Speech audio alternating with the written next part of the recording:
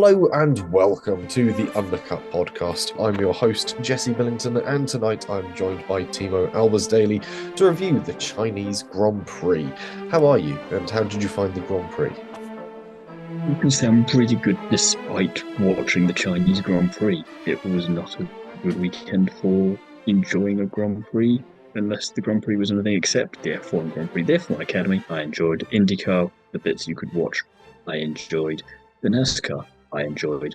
The F1, I'm just glad I was already awake and rather awake. Otherwise, it would have been a struggle to stay awake for the duration of that because not much of anything really happened, and then the stuff that happened afterward didn't help it.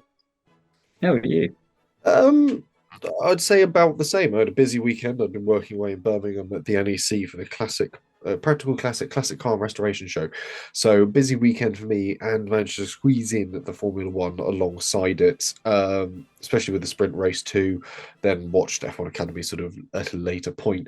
But yeah, it's sort of one of those interesting weekends where so much has happened and somehow none of it actually on track when it comes to Formula One, seemingly.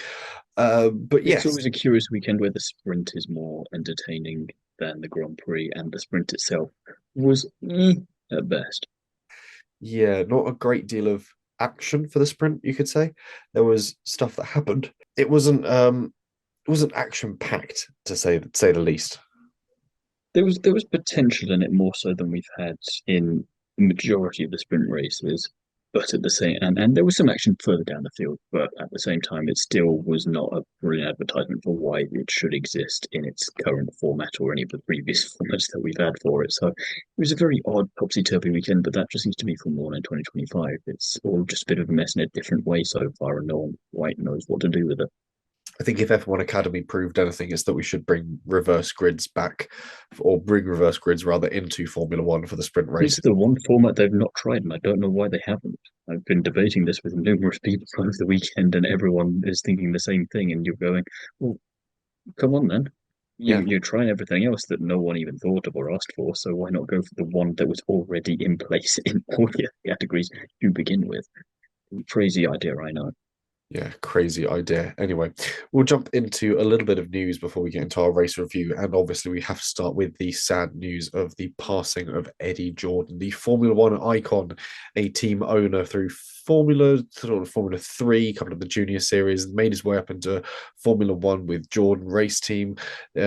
Famously claims that he was the guy who discovered Michael Schumacher, and a variety of sort of highs and lows followed his team throughout. And obviously, it's a team that's technically still lives on. Its DNA lives on in Aston Martin to this day. So he's a man who's had a long lasting impact on the sport, and one that I would argue continually changed the sport for the better. And I know that certainly in the world of Formula One, the loss of his presence will be felt sorely. Yeah, it's an interesting weekend for it to have happened, which I'll touch on later. But it was nice to see Aston Martin straight away with the little tribute on the car. But personally, quite like to see tribute liveries for every team in Suzuka, and then again at Spa. I think there's enough iconic Jordan liveries from over the many seasons and the many deals that he made that would be well worth doing it. And if ever there was a time to bring a splash of yellow or complete yellow back to any one of the teams, now would be the time. I can picture the Aston Martin in the 7 Up Jordan livery, and then you just divvy out the rest of them between themselves, because at that point, why wouldn't you? It would just be a really nice way of doing it very F1. It's kind of the only way you can do that sort of thing in motorsports.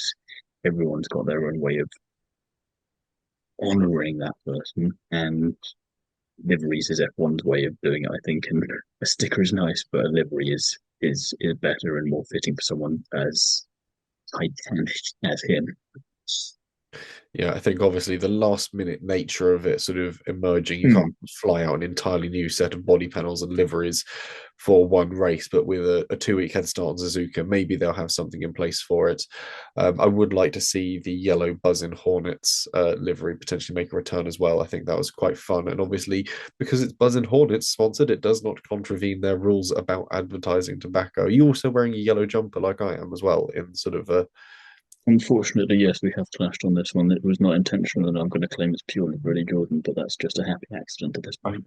I feel we ought to just sort of write it out as an Eddie Jordan tribute, but there we go. It's sad loss, and obviously I know that a great many people within the sport will be mourning his absence moving forwards because he was obviously still a pundit, still a podcaster, still had sort of a Mm. great show when it came to sort of popularizing and producing Formula One in its modern format.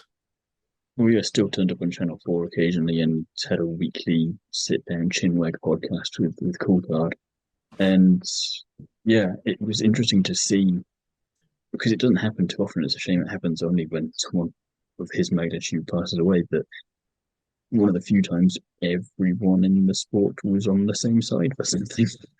You saw Flavio Briatore agreeing with people. You saw Zach Brown and Christian Horner actually maybe not quite hugging and shaking hands, sort of thing, but kind of agreeing on the fact that it was a damn shame that Eddie had died. And yeah, it just shows you the scale of it. And F1 came out with a really nice tribute that Alex Chase narrated. I don't know if you saw that, but again, the speed and quality with which they turned that around, Channel 4 did the same thing. Sky Sports managed to actually produce some good content, which it's been a while since they've done that as for like a pre-race or a post-race thing that isn't live.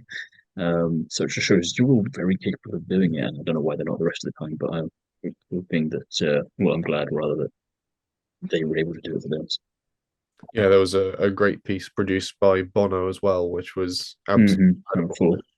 I really enjoyed that one, but there we go. We'll move from obviously Eddie's sad passing to the Chinese Grand Prix itself. Obviously, we've already mentioned it was a sprint weekend, which didn't hugely impact things, but we did, of course, see Lewis Hamilton's first win of sorts in red. A bit of interesting digging reveals just how much the FIA and the hierarchy thinks about sprints. In that, while yes, you earn points for your championship in it, they don't count as a race. So when it comes to drivers that are tied on points in countback, the sprint finishing order has no bearing on that. So it's weird that we have this event that has so little bearing on a championship. Obviously, it has points, but if you're tied, you cannot say that, oh, yeah, well, I won that sprint, so that gives me a win over you. Unfortunately, it does not work like that. That was an interesting little fact that I found when I was going through and doing my sheets and my data and my charts this weekend. This makes you question why the hell they've got it there in the first place, even more, doesn't it? Yeah, I thought you would appreciate that fact, given your sentiments towards the sprint. It's sort of another log of It's not helped when they make my argument for me. I don't even need to do anything at that point. I just sit there going, "Come on, guys, yeah. really?" I just felt you'd appreciate knowing they are building a rod for their own back of sorts. But with that out of the way, we might as well jump in. We'll go team by team, ordered in constructors' championship order as it stands. So that'll be why the order seems a bit doolally at the moment, because that's just simply how the championship is. But we kick off with McLaren, a second win in a row. Well, third win technically, because of course they racked up several in the tail end of last season. But this season, two in a row. Piastri starting from pole, Norris qualified third, and Piastri would go on to take his maiden win of the season, with Norris finishing just behind him. McLaren's 50th 1-2 result in the sport. Very nice work.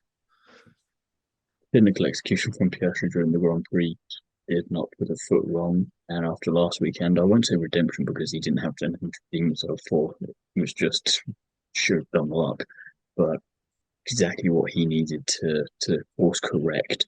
And you'll love to see it. And the Australians would definitely be very happy about it and just wishing that it could have been maybe the other way around, given the bad luck Australian drivers have on home turf.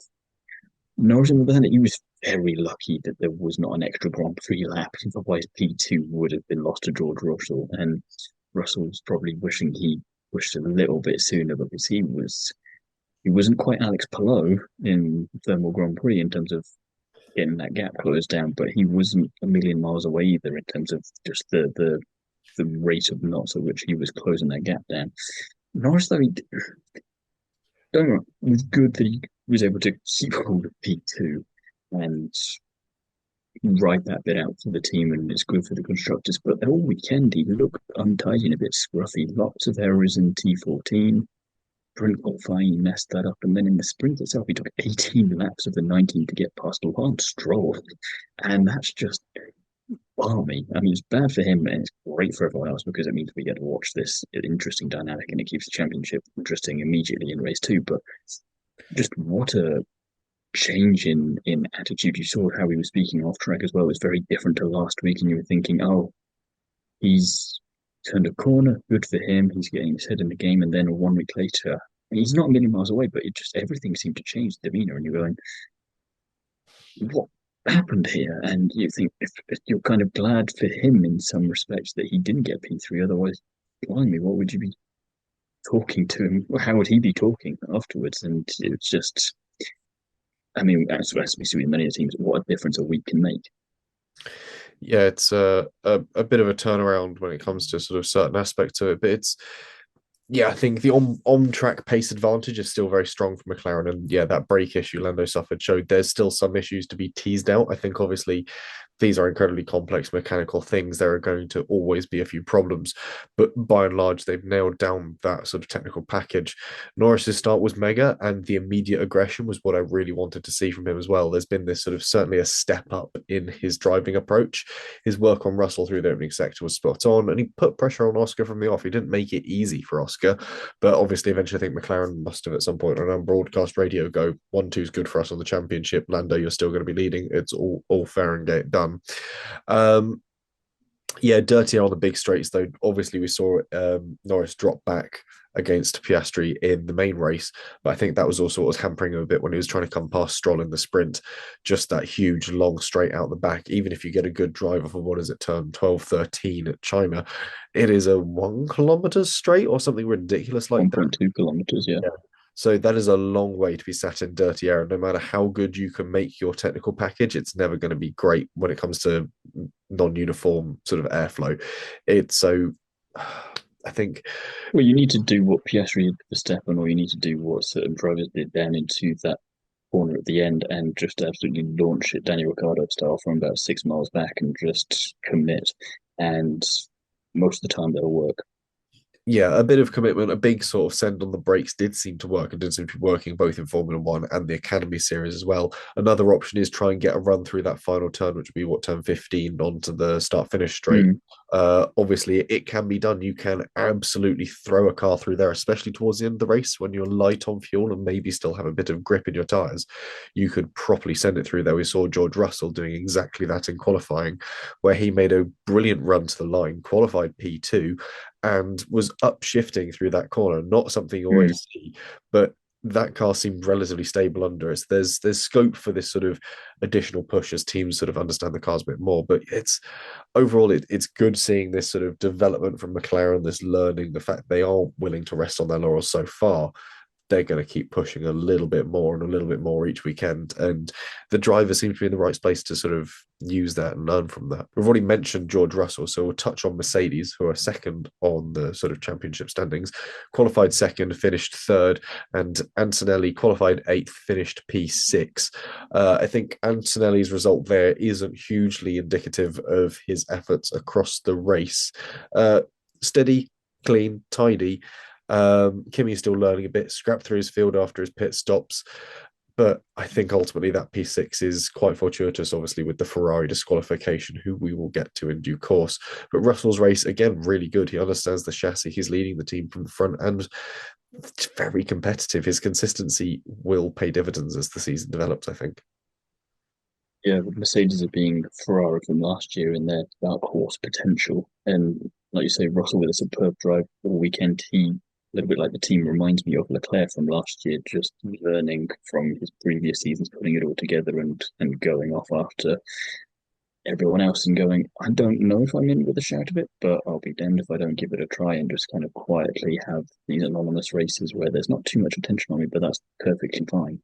And yeah, good quiet weekend for Anthony too. I mean, even if the Ferrari had stayed there, starts eighth, finishes eighth, would have been perfectly fine. Get solid points for the team in his second race for a big team like Mercedes. You wouldn't be having any complaints if you're Toto. Yeah, overall, it's a good result from him. It was clean, tidy. It wasn't expensive. Didn't bin it. Didn't wreck it. So it's exactly the drive you really want from Antonelli. And obviously, he's still learning a huge amount. And I mean, he's not that far adrift of the leading pack. Norris is on 44 points, Verstappen 36, Russell 35, Piastri 34, very tight at the top. And then there's a bit of a gap to Antonelli on 22. But a race win will come for him this season, almost certainly, and that will help keep him close to the field around him. And again, if he stays this consistent, I don't see why it won't happen. Still a bit baffled by driver of the day for him. unclear. I think everyone is, including Antonelli. His radio message about it was equally as confused. But there we go. There were certainly other drivers that may have earned that a bit more. Third place in constructors is Red Bull. Verstappen qualified fourth, while Lawson qualified P20 and ended up with a pit lane start. Verstappen comes home P4 and Lawson 12th. We'll do this now or later.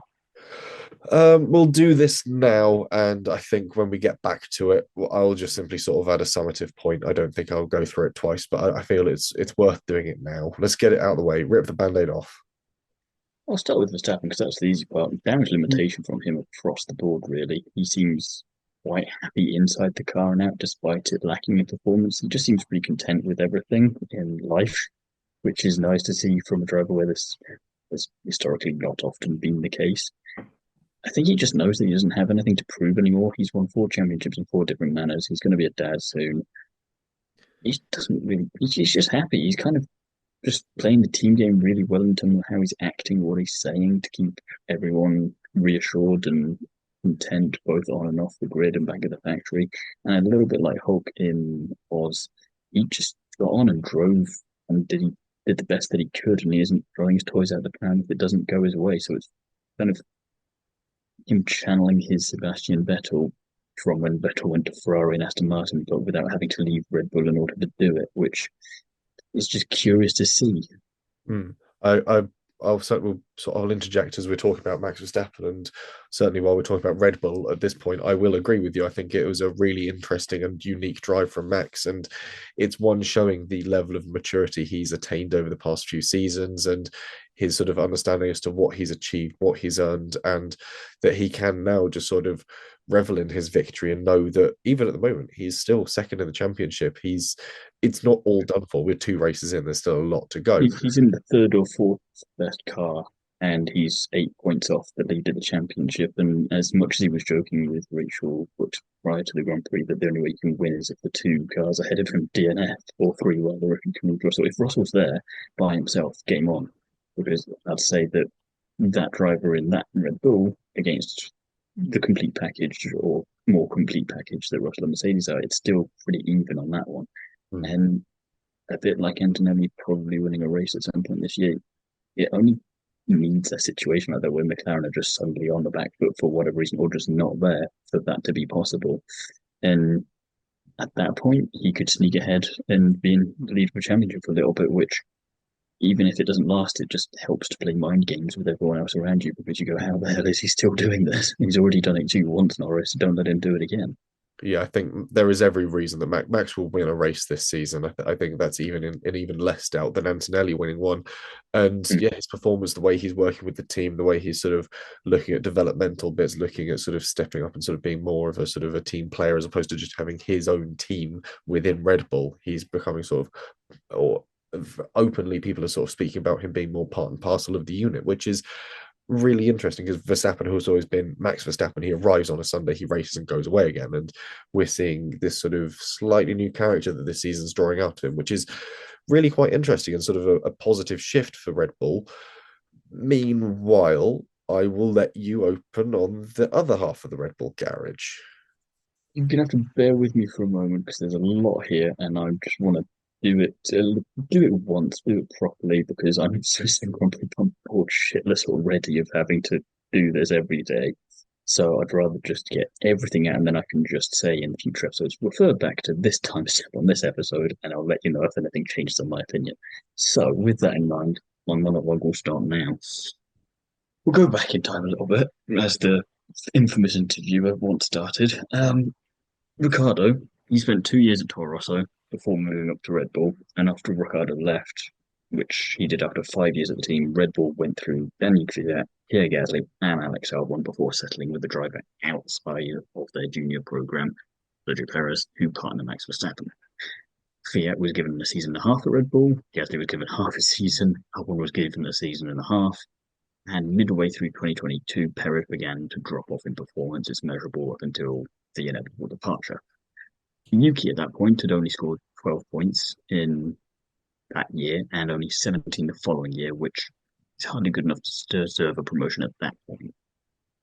During their respective times in Toro Rosso, Fiat and Gasly had a number of points. I mean, you look at Fiat, he was the weakest one, but he got points of 37 and 32 in his last 2 years in the car there.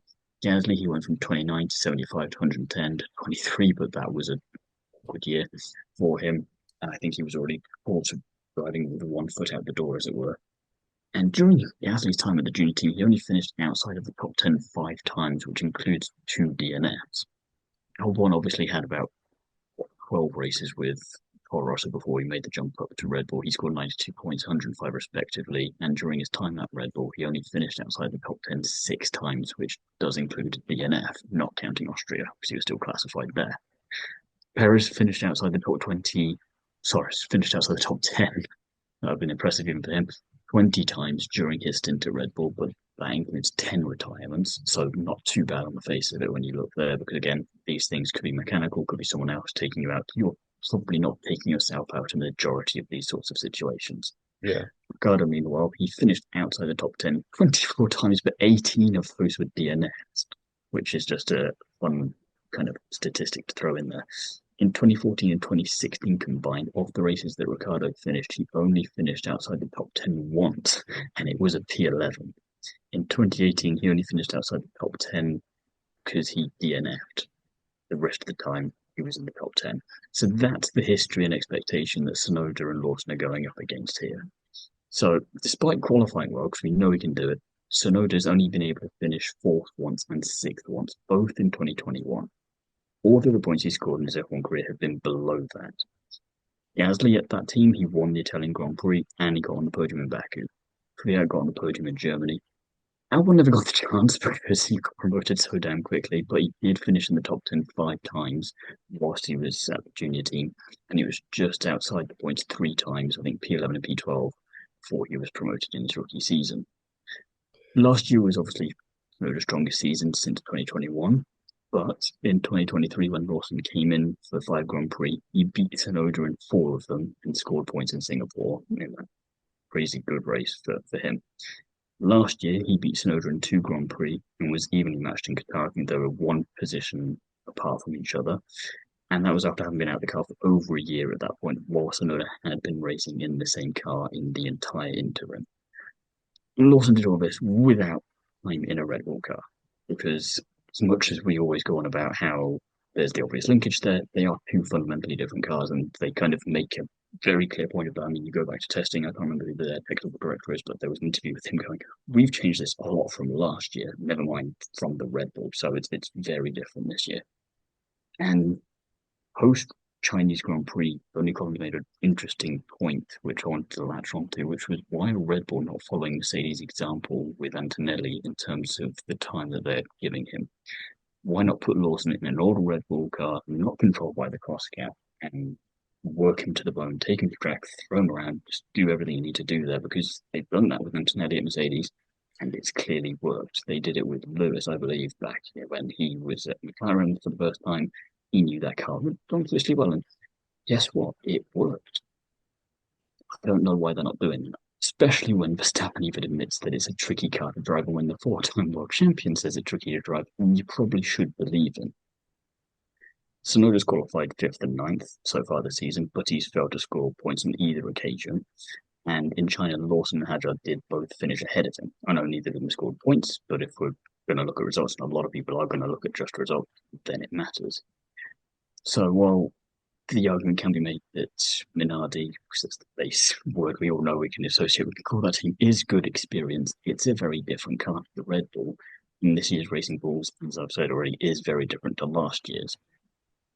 And it's something where I was interested to see that Ricciardo's test, I was going back in the Red Bull in Silverstone versus his performance in Minardi just shows how different they are. And it would have been really interesting if he'd been put in that Red Bull instead of Perez for half a season instead of in the Racing Bulls, because I think we might have had a whole completely different outcome there. But that's a what if podcast for another day. I'm not going to insist on bringing Ricciardo back at this point.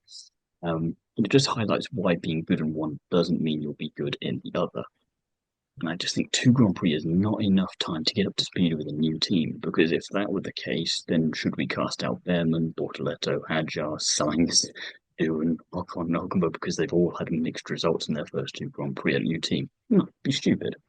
So it makes a lot of sense to me why Red Bull chose Lawson, and they should stick to their guns, keep him for the season because you need a full data set. You get tracks where they've been before, tracks where they haven't, and you get a really interesting map layout. And one of the things I really liked about James Bowers was that, and still do, it's not gone anywhere, with Logan Sargent was that he gave him plenty of time, arguably a lot more than other people would have given him, to figure out if they could be an improvement there. I think the argument can be made that Williams has time on their side to afford to do that kind of thing because they're not fighting for a championship. But at the same time, you look at the expectations that I said about earlier with all the previous drivers that have been in Toro Rosso and Red Bull.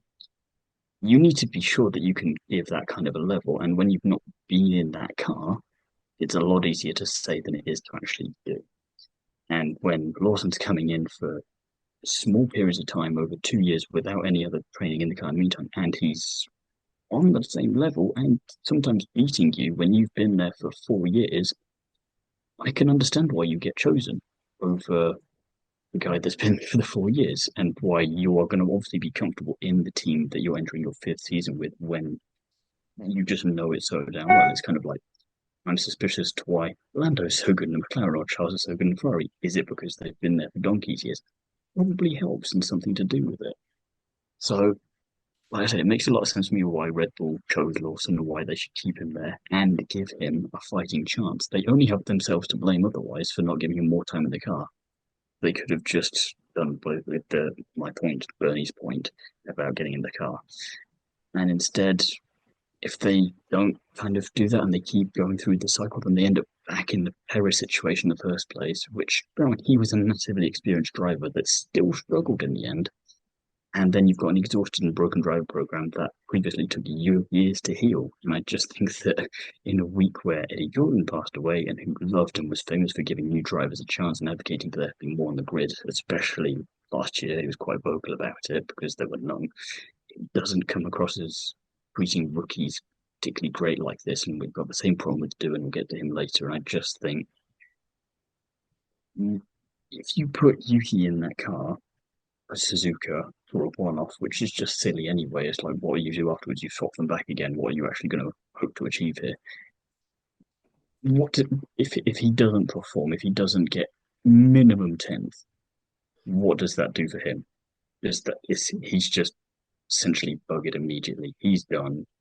And what do we do then? We've got to rush Lindblad in into that racing board. We've got to poach Colapinto from somewhere with this random ass rumor that's come out of nowhere.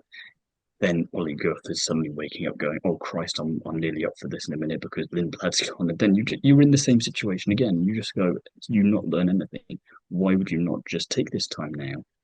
Verstappen's saying it's a tricky car, develop it. And he said as well, develop the car towards the other drivers and not just me.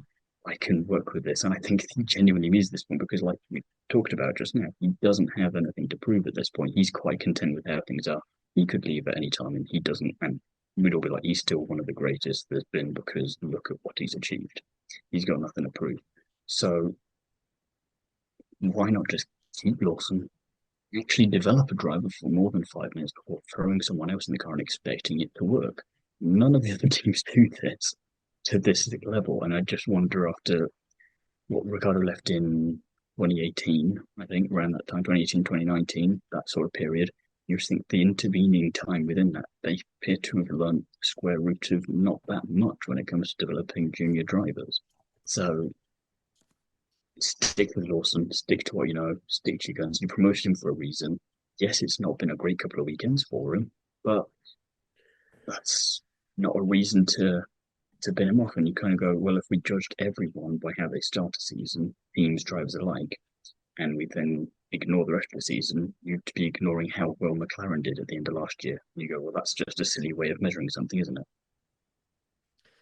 And this is the thing that I overwhelmingly agree with you on the sort of 98% of what you've said. And this is the thing, it's tricky for us to have a discussion because what you said is exactly sort of what I feel. And logically, the argument for Red Bull to stop dicking around makes a huge amount of sense. They've proven nothing by doing this. Well, actually, they've proven something, and it's that it does not give drivers a chance to develop, to get their feet under the table, and to actually prove things. I think that it is worth bearing in mind that the competitiveness of that Minardi Toro Rosso, I think Fernando Alonso called it a Toro Rosso at one point across the weekend, that Toro Rosso has been hugely unreliable to try and sort of pin down its sort of competitiveness against the rest of the field. Some seasons it has been like a sort of pure P5 in the championship all day long sort of car, and some years it has been sort of a proper sort of P9 or P8er. So it is tricky to sort of, certainly over the past few years, give an accurate metric on that, which doesn't help things. But binning off Lawson after 2 races is by no means an improvement of simply guesswork. And he deserves the time in the seat to get his feet under the table and to sort of prove himself and to get used to that car. Red Bull don't build cars for a driver. This is one of the crucial things. No team goes out there and builds a car for a driver. You have 2 drivers for a reason. You build a car, it is then up to your drivers to learn how to drive that car. The difference with Red Bull is the fact that Max is an incredibly adaptable driver. You've only got to have a look back at that time for a showcase series of runs. He jumped in, I think it was like a Honda IMSA car, the time that he jumped into a GT3 sports car and was racking up lap times and speed immensely quickly. He is a driver that has an uncanny ability to get in any car and drive it incredibly flat out because he can just adapt to the way that a car drives, a car handles, and how to turn lap time from a car. We've seen the same with drivers like Shane Van Gisbergen when he moved from Aussie Supercars to NASCAR, is what he's in at the moment. And if you watch British touring cars and follow anything Jake Hill does, you'll know that he is exactly the same. You can chuck Jake Hill at a car. If you watch him at Goodwood Members Meeting, Festival of Speed, or Revival, he has been thrown at all manner of cars and is perfectly capable of turning an incredible lap time out of something so far removed from what he last drove. So Goodwood, he's usually in some hyper powerful rear wheel drive 1960 sports coupe. Festival of Speed, they chucked him into a shadow car from the old Can-Am series. He can get in anything and turn lap time. That is one of the key definers of a sort of top tier driver. Lewis Hamilton has very much that same ability to put him into a car and away he goes. He is immediately on it. He's immediately able to pin down what makes it quick. Sebastian Vettel, very similar in that ability to get in a car and extract lap time. So this is where we have this idea of, well, every car must have been built for Max Verstappen because he's able to go quickly. No, Max Verstappen is able to go quickly in any car. And the problem is that then starts to mask issues.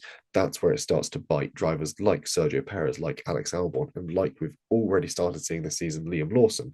So to sort of think that blinkeredly about it, and this isn't an accusation at you, this is an accusation at Red Bull, to think that blinkeredly about it is ridiculous. And you would think that a racing team that is as competent, seemingly, as Red Bull, they would be able to piece that together. Surely they know Max Verstappen well enough as a driver. They've had in that seat since 2016, nearly a decade in that seat. And the amount of press things they've done where they've thrown him in cars where he's proven to be immensely quickly, show runs, this, that, the other, where he's able to simply get in and go. He is a man who eats, sleeps, and breathes motorsport and racing. Look at him when he's doing his sim racing with Gabby Bortoletto. Like the fact that he can just do anything and be quick.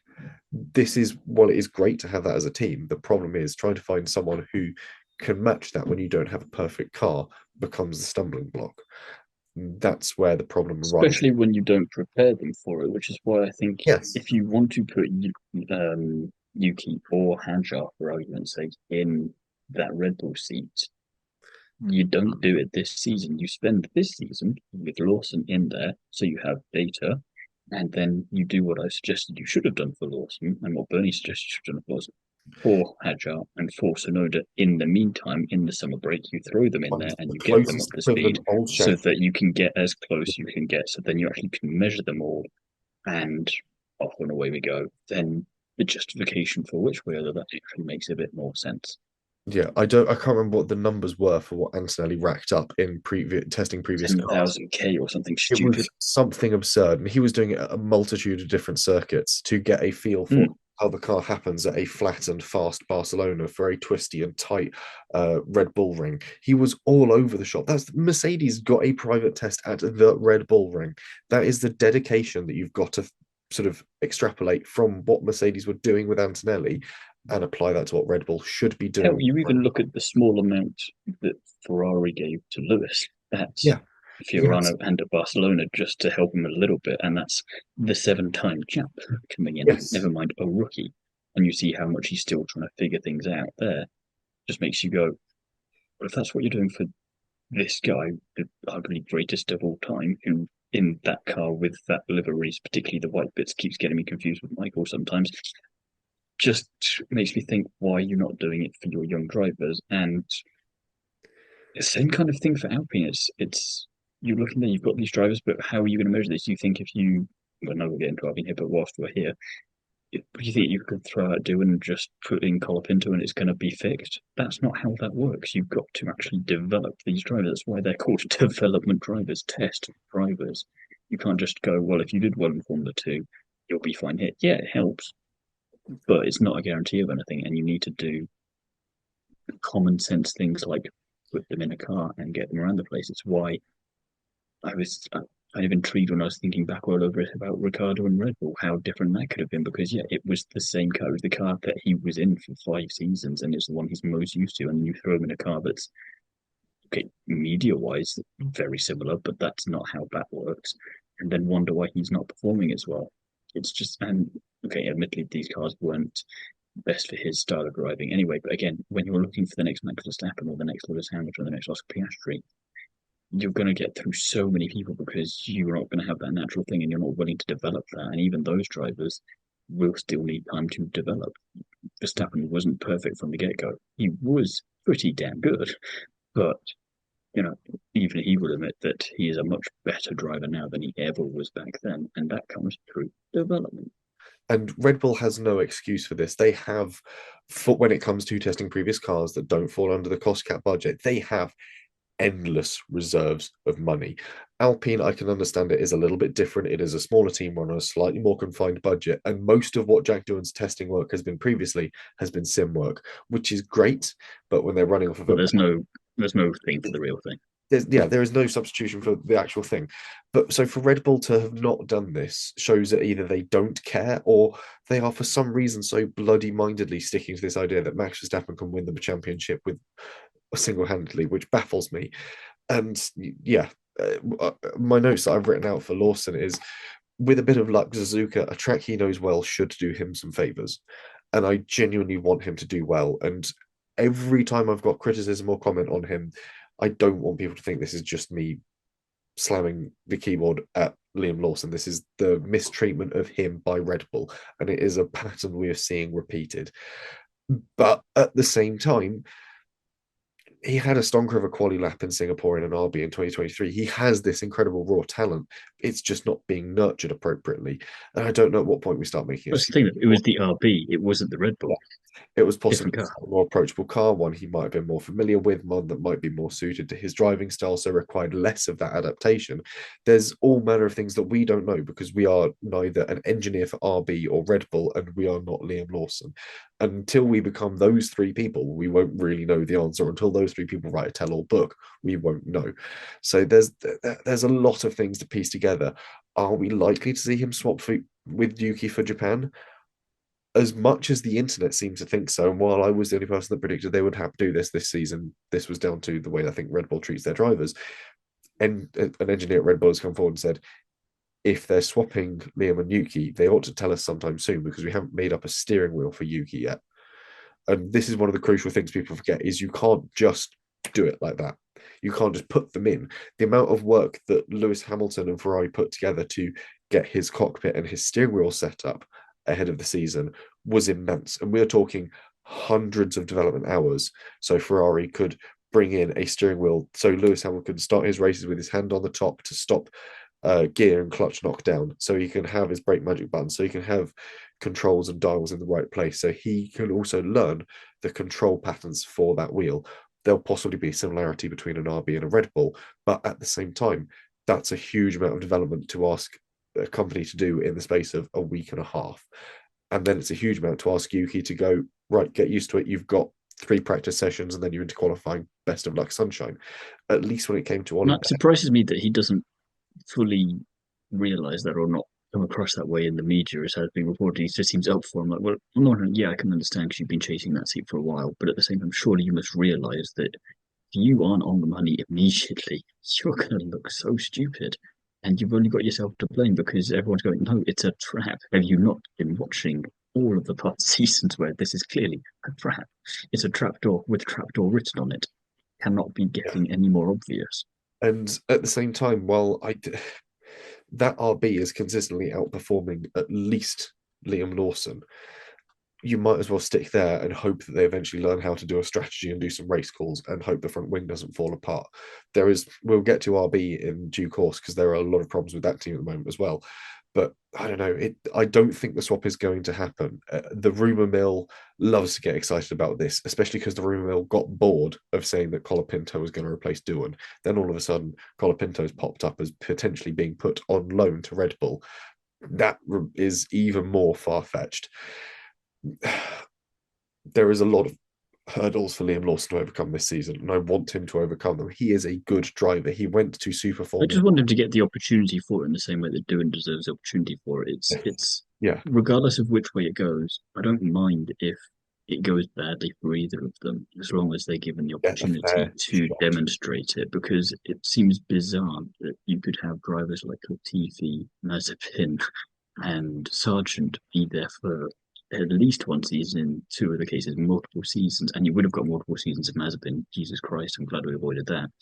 Um, and yet you wouldn't potentially get half a season for these two drivers. And you think, considering that both of them have been away from Formula One as such in different ways, admittedly Lawson has Super Formula, but still very different. And Doohan's been just kind of hoovering opportunities where he can. The fact that they're even on the pace in the beginning and not 10 seconds away from everyone else just shows how bloody good they both are. Why you should take the opportunity to develop them for the entire course of the season. And maybe, I don't know, do what we said earlier and chuck them in an old car and just give them some testing days like other people would do, as should be kind of the expectation. Oh, I don't get me wrong. I 100% agree with you that. And I know if we asked Martin Villari on this, our sort of team driver coach, we'd and said, what is the one way to improve as a driver? He's going to say seat time. And what do Hmm. Doohan and Lawson not have compared to some of the others? Seat time. That is the simplest fix. Is just Exactly. It's the thing with Bortoleto and Hadjar and Behrman as well, and Tinelli to an extent. Regardless of if he'd had testing with Mercedes or not, they were all racing in Formula 2 last year. They had this consistent thing there. They had FP1 sessions. Behrman obviously had some Grand Prix. They have the consistent thing and they keep going. They follow that through. These two, it's kind of like if you throw Felipe Drogovic in there, he's not going to be on it on the go because he's been out of it for a little bit. And it doesn't matter what you're doing elsewhere. If you don't have it consistently enough, it's going to screw you over. And that's what makes Lawson's performances from 23 and 24 with that massive gap between so impressive because he was just expected to do it and he did.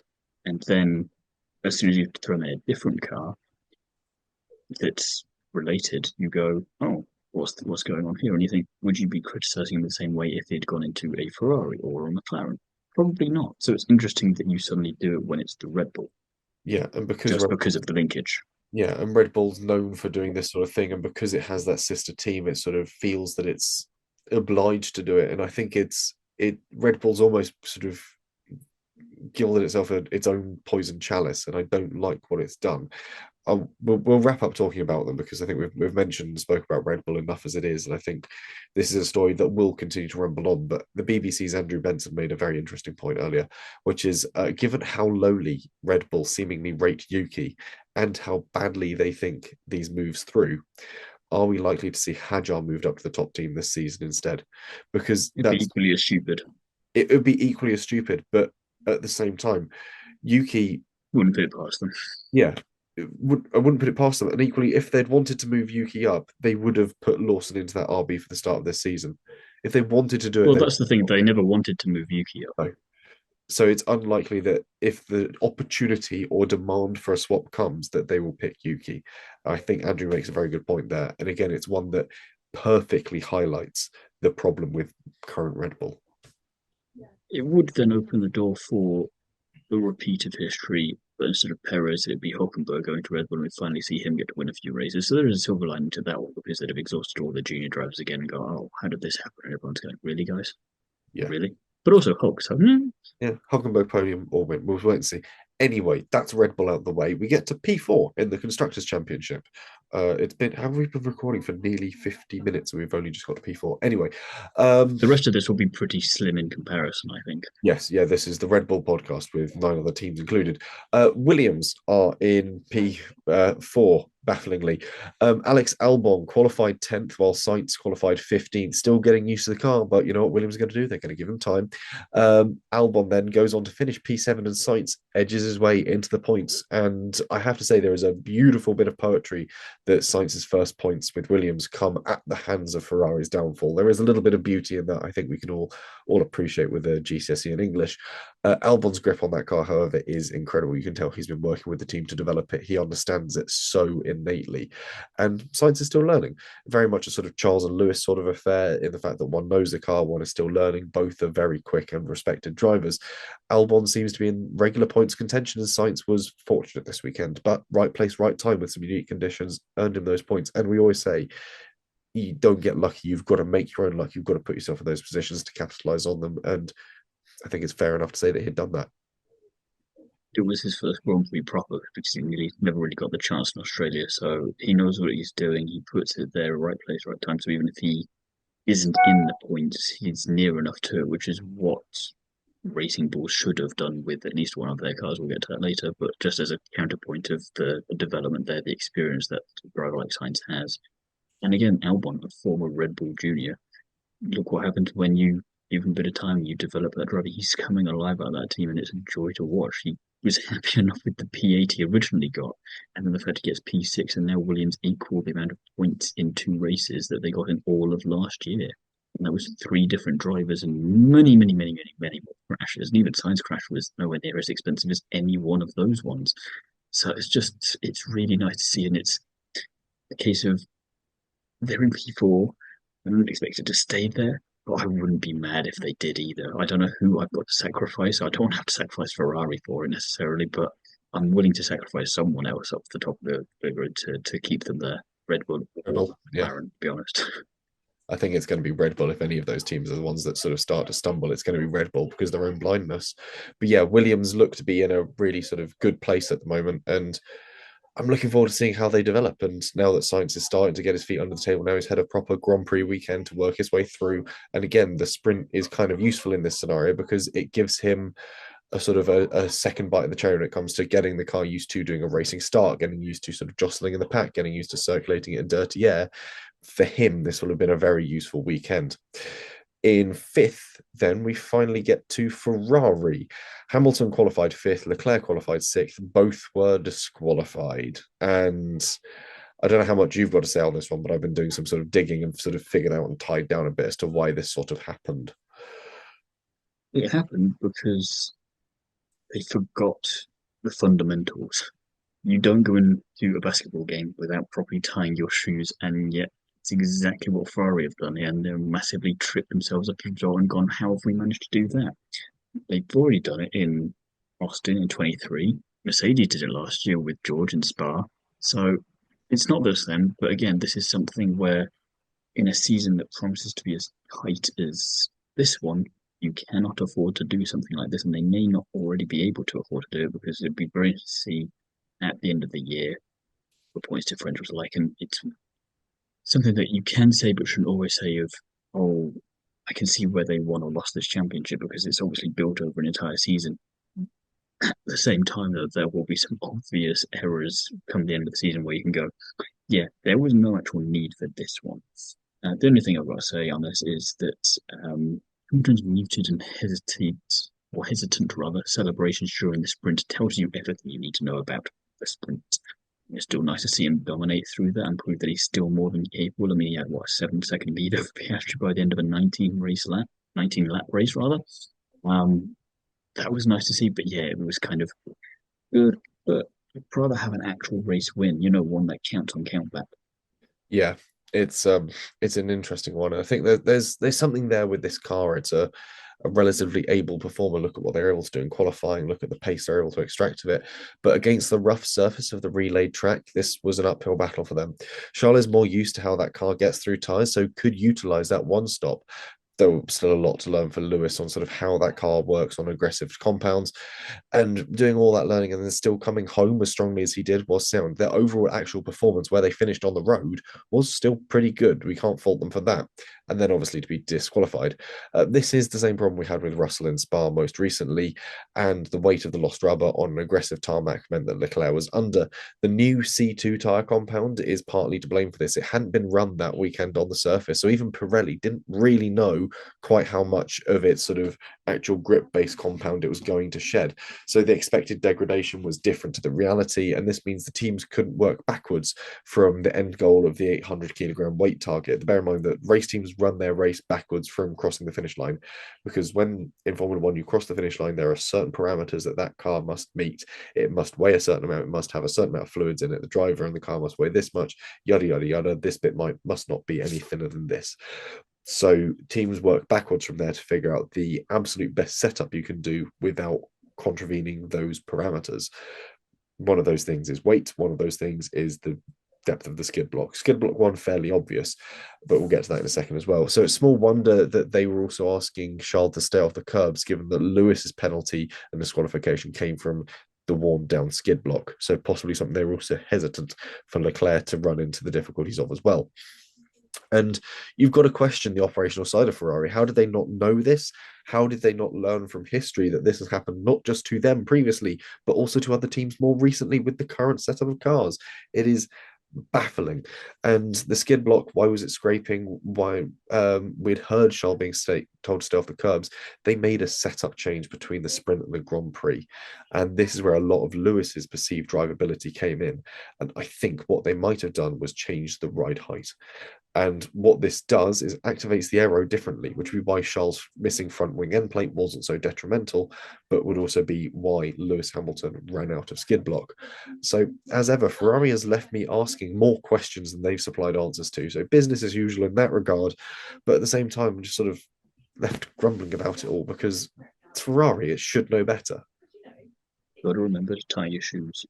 Got to remember to tie your shoes. Meanwhile, a team that did remember to tie their shoes, and this weekend was the highest finishing Ferrari powered team, and also saw Ocon promoted to the highest scoring Ferrari powered driver in the championship. It's Haas. Ocon qualified 11th and Behrman qualified 17th. Ocon would go on to finish 5th and Behrman 8th. And Ellie-May made a brilliant pointer across the weekend. She isn't able to join us due to illness tonight, but she made a brilliant point that Behrman has scored in all but one of the Grand Prix weekends he's taken part in. So he has a 75% success rate when it comes to these things. It was just good to see them bounce back after Australia. We gave them a lot of, quite frankly, appropriate shit for it, but it's also potentially a demonstration of the yo-yo effect that we'll see with some of the teams at different venues across the season, which is good because we need that to keep that whole tight battle going on. As Ellie-May says, really good weekend for Behrman and more than what he needed after Australia. We're a way to bounce back from him. Ocon channeling his inner George Russell in terms of having an enormous race with a P5 in the end. I'm sure he won't be complaining that he virtually wasn't seen for the entire time. And Henry, the racing gods listen to you. Whether or not they listen to you for Suzuka, I don't know. But when you're a Haas fan, you take it where you can. I think the only time Ocon really made it onto camera, he made a few replays with some good overtakes, especially the one where it was sort of a pass in the grass move to the side on the run down the long back straight was quite phenomenal. And yeah, there's obviously a bit of stability in that Haas that if you can run it half on tarmac, half on grass, and it doesn't decide to try and bite and spin you around, really interesting to see.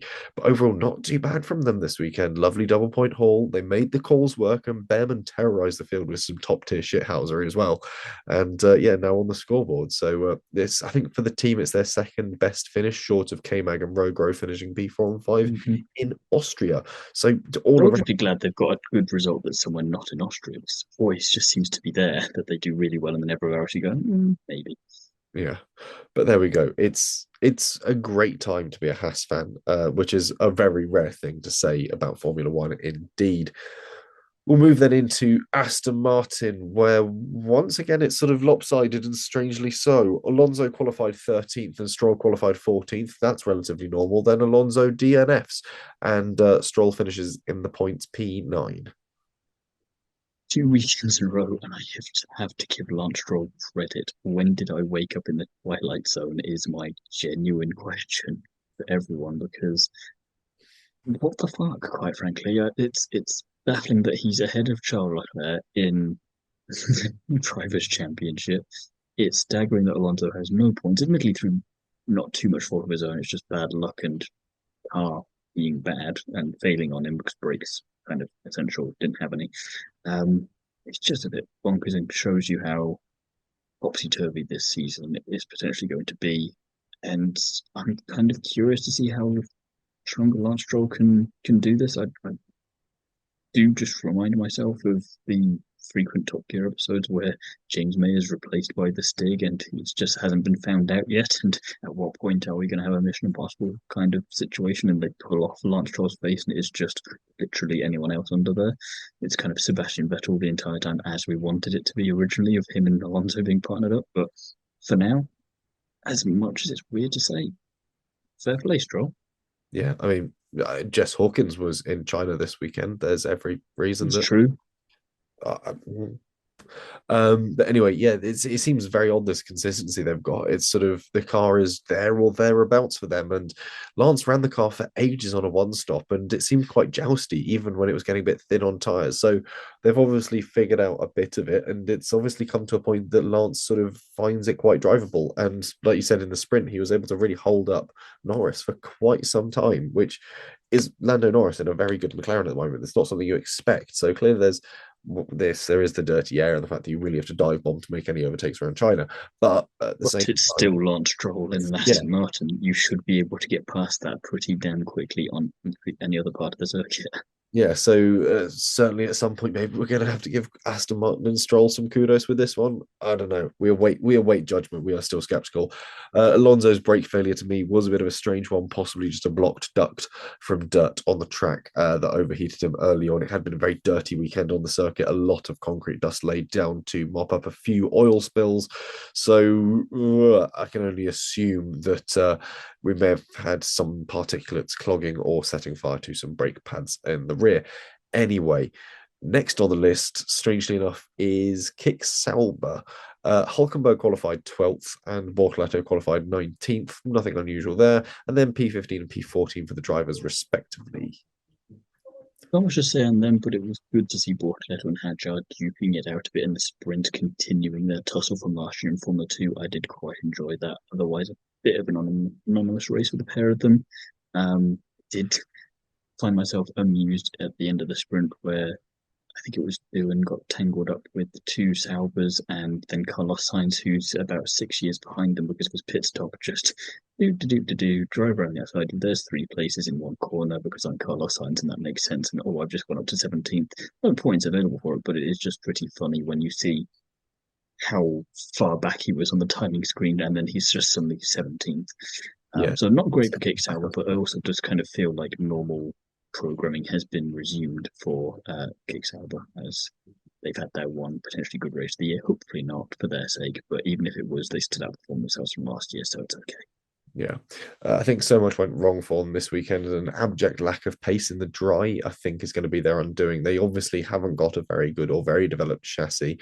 And while we know rain to be the great equalizer in this sport, the problem is when it's not raining, all of a sudden those gaps open up. And this is, I think, where we're going to have those problems. Nico was in the right place to capitalize on chaos in Melbourne as well, but they were just too far off of it this weekend to make hay while the sun shone, and as such have walked away empty-handed. Meanwhile, when it comes to making mistakes, Racing Bulls, Hadjar qualified seventh, Sonoda ninth. Really strong outing for the two of them in qualifying, and then they finished P11th and P16th, even with the disqualifications ahead of them. And the gamble for a two-stopper just wasn't the way to go, annoyingly, unless they knew that they were going to be underweight on tyres, in which case I sort of will give them benefit of the doubt there. But both I think drivers, that's just you looking for reasons at this point because you don't have any actual reasons to there are some present. there are some straws and I'm clutching at them. Both drivers were running very well, and the raw pace in the car was great. That car does look pretty handy, but through the field after that second stopper, the pace just wasn't there. Should have gambled one of them on a one stopper. Retrospectively, they threw away points here. If you'd gambled one of them on a one stopper, I think it would have been fine. They would have probably been fine, and gambled the guy that stopped second to go for the one stopper, which I think would have been Yuki, Quite because frankly, it doesn't matter which one you gamble with. Just gamble with one of them at this point. You've got two drivers. Arguably, you should gamble Hadjar because he's the new kid, and you go risk it. If it doesn't work out, it doesn't matter too much because at least we can justify to Yuki we had to try something a bit radical, and we want to make sure that you were safe as such. I think Ted summed it up perfectly. Is kind of being the first on the dance floor and then going, guys, why is no one else coming onto the dance floor? And then you're just looking like a bit of a mug out there. I mean, credit where it's due, they got 3 points in the sprint, which was obviously very much needed. But once again, because you can qualify well, doesn't mean that you're going to be able to then finish in the points. And like you say, I agree, they should have gambled with one of the cars. I mean, Hadjar P11 on that strategy that close with all the disqualifications. If they'd gambled, they could have got 1 or 2 points out of it. And when that part of the field is going to be as tight as we think it's going to be, it again potentially going to bite them in the ass. And it's 2 weekends in a row now where we've had messiness across the Grand Prix for very different reasons. But the fact that they've not been able to capitalize on either, despite qualifying well for both, it just goes to show that you can have a decent car with good qualifying pace and good race pace, but it doesn't mean jack shit if you can't actually do anything with it. Um, yeah, that's why I say keep the drive lineup the way it is, because until you can defy your own strategy masters and drag that car into places in the Grand Prix that it doesn't deserve to be normally, a la a Pierre Gasly or Alex Albon, or, a Liam Lawson in some respects, then just quieten down and do kind of what Ferrari need to do and focus again on those fundamentals. It's great that you've got two strong drivers in that car, but again, they're not the only ones in that team. Maybe mm, they should be for the strategy. They might call it slightly better for themselves, but who knows? yeah, it's just the strategy that's letting them down because it's a car that can, and it's two drivers that are proving very actively that with that car they can. Also, just very unfortunate that Yuki's wing broke while driving in the wake of Carlos Sainz. It was a very strange failure, especially because it happened at what's usually one of the sort of the thicker, sturdier points of the wing. But oh well, I guess that's possibly just a bad cure when it comes to making things. So we've only really got Andy to possibly blame about that one. But we get to the final team in the standings, and it is Alpine. Gasly qualified 16th, Doohan qualified 18th. Gasly would later go on to be disqualified, while Doohan would finish P13. What will I help with this? Doohan gets a 10-second penalty for an accident, a genuine accident, because, he's trying something, locks up. He didn't deliberately do what happened, hence accident. And yet, over in F1 Academy, and I get these are two very different championships, but it's just an interesting compare and contrast there. Chloe Charm takes out three cars and gets the same penalty. Does seem a bit strange because that was admittedly maybe an accident as well, more of an accident. One of the cars was the same car she'd also taken out the previous day, so I feel like there might just be something else going on later. We'll get to that in a little bit, but it just kind of seemed very harsh. And bear in mind, Doohan already got 2 penalty points on his license for the incident, which again, incident, not deliberate or massively catastrophic crash with Bortoletto in the sprint. And you just think, can someone give Doohan a break, please? He's just doing his best, no pun intended. And he's not a million miles away from Gasly. Give him a break. Stop being so mean to him. P13 again, he could have been on the cusp of points there without that. And after two race weekends, as we talked about earlier, with very little in the way of development to get embedded into this team a bit more, and with the pressure he's got on him, thanks to Alpine not really being publicly supportive. The one thing I kind of can give Red Bull is that at least in the media, they're saying the obvious thing of, "We'll look at everything," but they're wanting to support Lawson, and they're saying as much as already better than what Alpine are doing on that front. So some credit there. He was doing pretty damn well under the circumstances, I think, and this isn't helping him. And you just go, guys, why? Why? I think this goes back to our previous shared gripes about stewarding and the way that it brings out inconsistent penalties. Is the fact that I think they bungled and bundled the penalties with this one. I think they didn't make it clear, or should have made it, or should have appointed the penalties differently, and it should have been, if at all, anything, a 5 second penalty for either causing a collision or forcing a driver off the road. But at this point, also, it, it was forcing Cadro off the track, so it shouldn't really be a full 10 second. I think a 5 would have been fine there, and it would have sort of restored the balance that had been in place between the drivers. It was just a bit I messy. think that was just nice hard racing. It was kind of you saw Lawson fighting Bortoletto, I want to say, in the sprint and rubbing the tire up against him, literally Yeah. rail overtaking. And I don't think he got anything for that. That was perfectly fine. And he's literally touching the car. Hmm. You think if you're gonna again it's the inconsistency, it's kind of where are you measuring it, how are you drawing that line? It's Yeah. frustrating because you think if you're gonna penalise him for that when there's not even any contact, when there is actual contact, oh, but it wasn't off the track. Oh, well, that's all right. Then we'll just do some more wheel bashing. Yeah. Where it's not a clear set of parameters, it's not consistent enough, and it just frustrates because you go, as a driver, how do you know how aggressive to be? You look at Verstappen, he's incredibly aggressive in a lot of circumstances, and it's fine with it. But then Hmm. in other situations, you get a different driver, and you get a penalty. You go, but why? Yeah. Because This is emulating the world champion. Yeah, it's one. It's yeah. I think this is definitely more of a gripe with stewarding than it is with Doohan or Alpine. But I mean, Doohan, there was a few messy moments from Doohan as well. But he was definitely getting better. He's getting more at home in the chassis again. Case in point for just simply giving them time, and he's getting racy. He was making some great moves, and it was great watching him back on track. Because it was back watching sort of prime him in Formula Two, really making some sense and sort of putting his car where you don't think the car should be put and making it work. It's really exciting. Gasly looked at home and confident, but received nothing for his efforts. The DSQ doesn't impact their points haul, sadly. I think Gasly would have finished outside the points regardless. So, same basic issue that hampered Ferrari for Gasly just coming in underweight, I think. So, that rounds out our run through of the constructors from the weekend. We'll get into our winners and spinners. Thiemo, your winner. Mercedes, because they're just kind of quietly going about their business and no one seems to have noticed, and that's going to become an issue for everyone else if they don't take notice. I don't know what they do once they do take notice, but the fact is you've got George getting two podiums, you've got Antonelli right there, and regardless if it was P6 or P8, he was still doing a very nice job there. And it again feels a little bit like the opening of Jaws. You can hear the music, but you can't quite see the giant shark that's going to screw everything up for you. Hmm.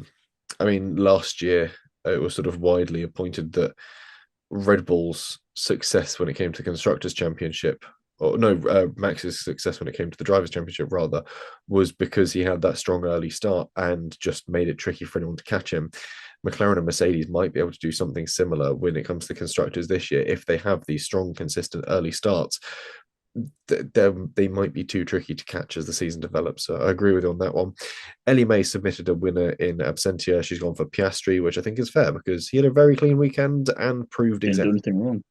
proved exactly why he's there and what he's doing is doing amazingly. First pole position as well.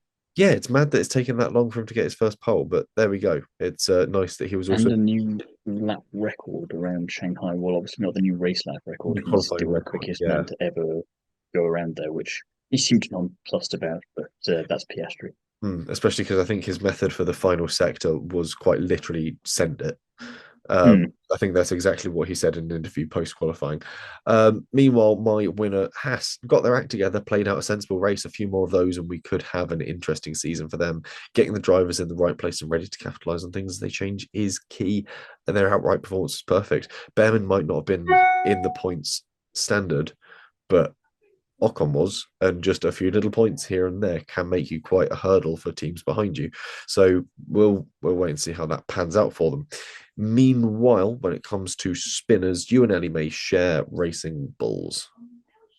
Yes, I'm gonna presume Ellie-May's gone for it for the strategist. I've gone for them for fundamentals and just overall kind of just not being where they need to be. It's kind of you've got half the weekend sorted, but it's the wrong half of the weekend that you would want. If you could choose between the two of them, you'd rather have a bad qualifying and finish well rather than qualify well and finish badly. It's yeah, I saw this with Team Penske and IndyCar, terrible qualifying, but then two of the drivers managed to get really far up and you go, nice recovery. You'd rather have it that way around. Yeah. You'd rather be finishing on the podium rather than sort of being stood there in the paddock at the end of a Saturday going, I've done amazingly, and then all of a sudden sort of arse end of nowhere in the grid. For me, my spinner, I think I've sort of got two. As annoying as the Ferrari failure is, it was something that they were unluckiest to suffer from and highlights how much of a gamble they and to an extent other teams are taking to win races, the mathematics and the technicality that goes into it. But for me, Liam Lawson does need to start performing a bit more visibly. And if we're calling him a rookie, which we seem to be broadly accepting he is, this counts more as a sort of, I want you to do better. I expect more from you. I wish you the best, as we often do for the feeder series episodes when we're talking about younger drivers and rookies and people making the step ups. I want him to have some success because that seems to be the only thing that Red Bull really seems to give a hoot about. And for Red Bull to give him that fair chance, he needs to have a little bit of success early on. So if he can bang in a top 6 finish in Suzuka, that is sort of what I could do. I really want to see from him because I think that will immediately take the pressure off and give him that chance just to sort of properly settle down. If you look at what all the other sort of rookies have had, they've had, with the exception of Doohan and Bortoleto, they've had relatively strong opening gambits. Hadjar, ignoring Australia, has proven he's got great qualifying pace and really good racecraft and race pace. You look at what Antonelli's done, which is just prove that he has Mr. Consistency, putting his billions of testing kilometers to the practice. You look at sort of what Bortoleto's done as well, which is proving he's got great qualifying pace, but the car is dog. So you look at what they're all doing. They've had these opportunities to prove themselves with respect to the cars they're in. Lawson hasn't had a fair opportunity to do that yet, and I would like for that opportunity to come. So I feel that is why I sort of wanted to honorifically give him. Again, feels like more Red Bull as the spinner in the same way that Racing Bulls is Ellie-May. It's kind of she's chosen the team rather than the drivers. Yeah. Yeah, perhaps I'll rephrase it. Maybe it is Red Bull that is the spinner here because they haven't been sort of giving Lawson that opportunity to honorifically have a success of some sort, but it focuses around Lawson.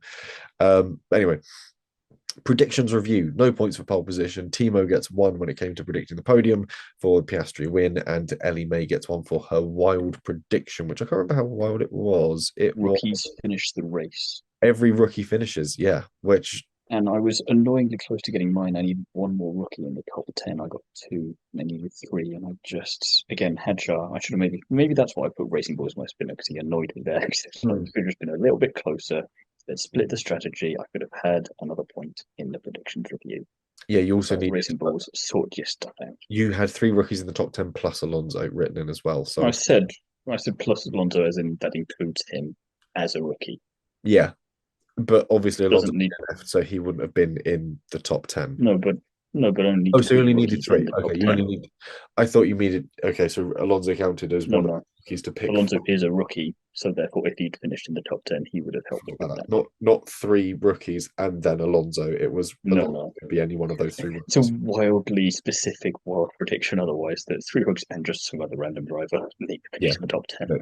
I'm not that mad just yet. I'm back on your thought train. Meanwhile, my wild prediction was double VCARB points, which genuinely seemed like it could have come true at some point, but it didn't. So I'm very annoyed with them too. Meanwhile, Fantasy F1 review for China. Team für Elias den RB fan. I'm assuming German or Dutch. I think that's the one that you were confused about last week has now clarified what its name is. All those random letters, I think that's the team that was. It seems similar in the remaining letters. Possibly, I possibly just forgot to actually put them. type out what all of the words and letters meant. Um, I've not seen it elsewhere. uh, there's Jalogish. What was it? Dieticulus, Tiforelis. Uh, we've got a lot of Europeans seem to have entered the competition this year, Good. which baffles me. But they are very welcome. I hope they're enjoying playing in our fantasy league. And yes, quite possibly that is the one that has renamed itself.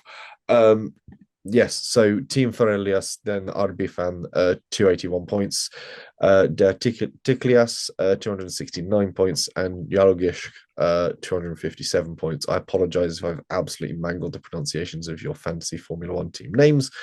Meanwhile, when it comes to our results, Can't Grow a Moustache P5, Hopeful Heroes P9, On the Curbs P23, and Got That Dog in P49. Overall, Jalogish, 444 points, Lando, 419 points, and Big Reach, 407. Big Reach, is that my girlfriend's one? Yes, it is. Oh, well, she's doing very well so far. Nice. Beating you. Yeah, yeah, well, it's not hard. Um, Can't Grow a Moustache in fourth overall, which isn't too bad. Hopeful Heroes. Yes, my Hopeful Heroes. Antonelli, Ocon, Albon, Behrman, and Doohan. Clearly a good little lineup, currently in seventh. I will say, I do notice that you don't have a team in the top 10 at the moment. No, it's not gone well so In far. fact, you're It was absolutely going well up until the disqualification. I had Hamilton on double points and Ferrari in one of my teams, you're and then absolutely in the obviously top that. 30. Mm, I'm lulling you all into a false sense of security. Top 35. We get to 36, and there we go, on the curbs. Mm, like I said, false sense of security. But I'm still, what is it, at least 2 points ahead of you in the predictions. So Yeah, it's that all full, going, it's that all sense of going quite security well. is very false.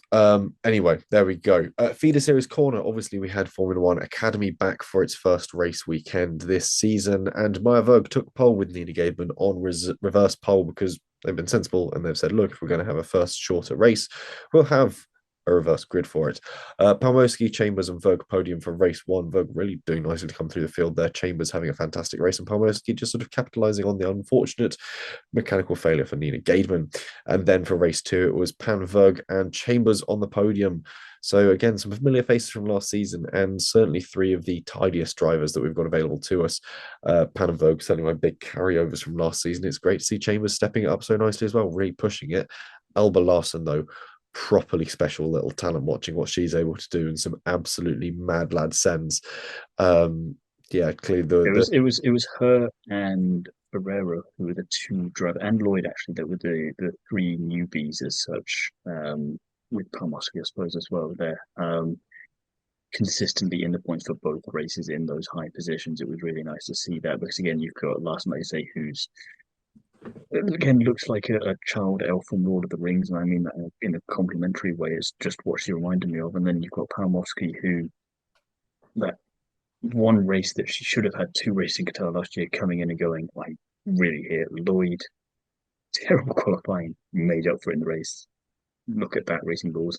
And Ferreira, really nice job there. And I know that the grandstand will have been pejoratively packed because of Formula One, but it's the most packed I've ever seen grandstands for F1 Academy.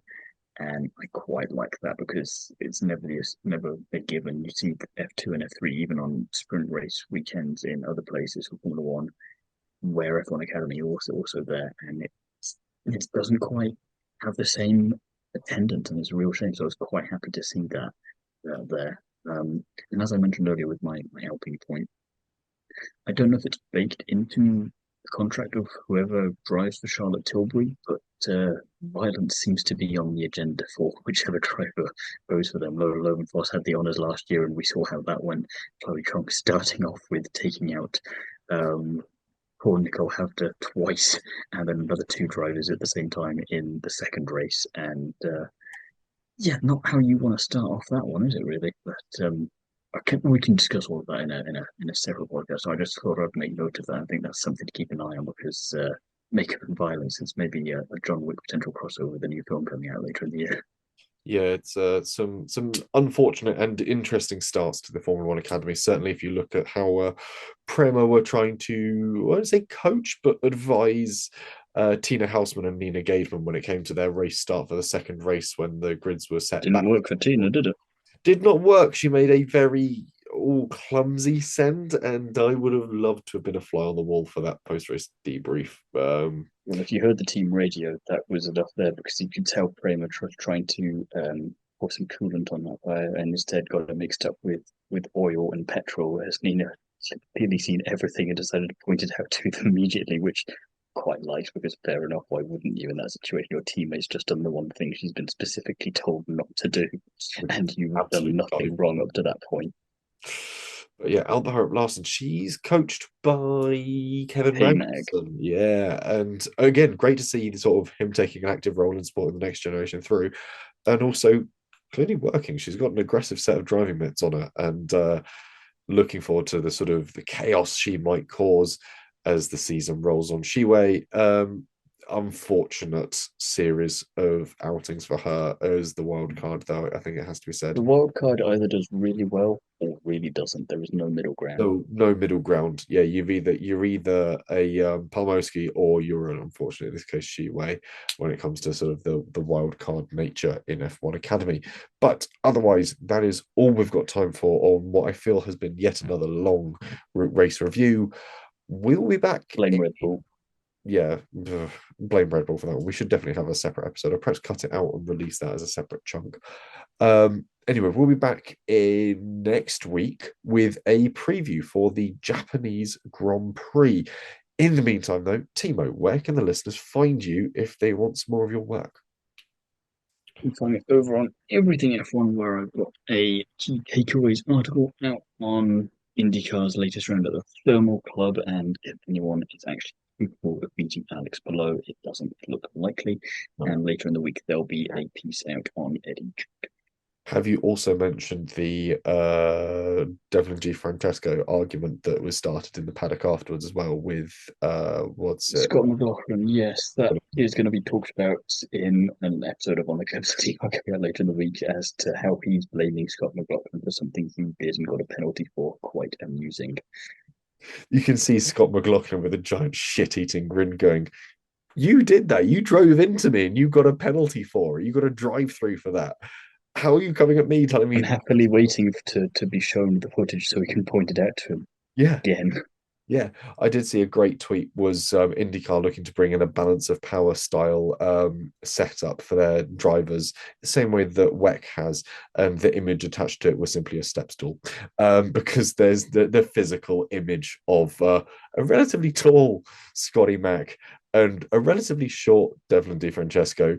Sort of literally, the shot is so obvious because they're wearing peaked caps, so you can see the angle at which one is looking up and the other is looking down.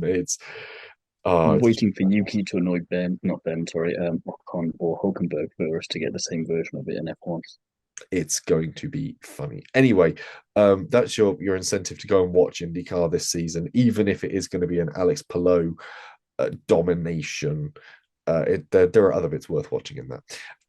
Anyway, that's all. Oh, if you want more from me, pick up the latest issue of Classic Car Weekly. Look us up on our social media channels. We do a lot of YouTube and podcasting now, but obviously the paper product is the important thing. Give it a read. In our latest one, I'm driving a 1995 MGF, and we've got all of our live coverage from the restoration show at the NEC. So plenty to be enjoyed from there. Otherwise, we'll be back with a preview of the Japanese Pondcast. My brain has melted. We've got a preview podcast of the Japanese Grand Prix. There we go. Coming up next week. So we'll go and collate some news and put together some thoughts and predictions. In the meantime, thank you very much for listening, and we'll be back soon.